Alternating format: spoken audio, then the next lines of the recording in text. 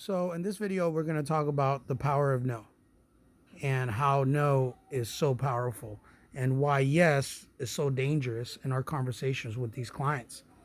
In the first couple calls, what we're trying to build is rapport and find the pain.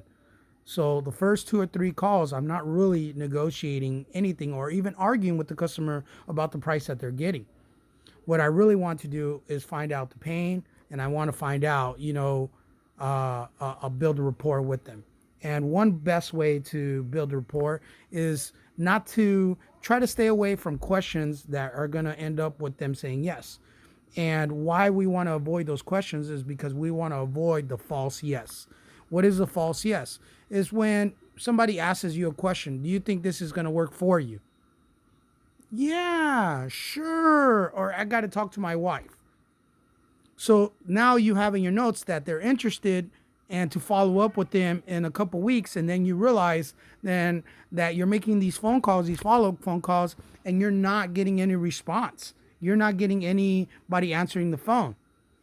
So, you know, the way I would like to structure it is, would you be opposed to me just eliminating all these problems using my creative tools?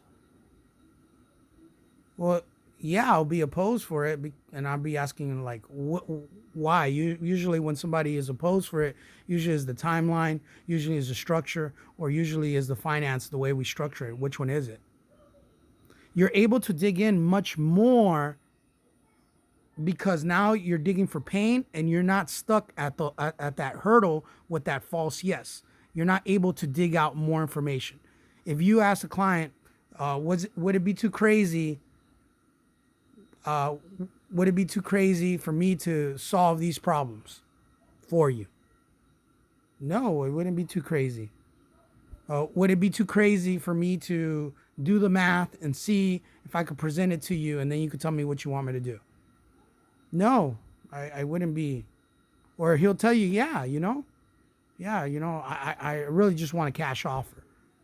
So now you already know that you can move that card, that Trillo card, to, hey, call them next month. Or yeah, you know what? I'm not that hurt and I'm not that of a hurry to sell the property. So that's the power of no.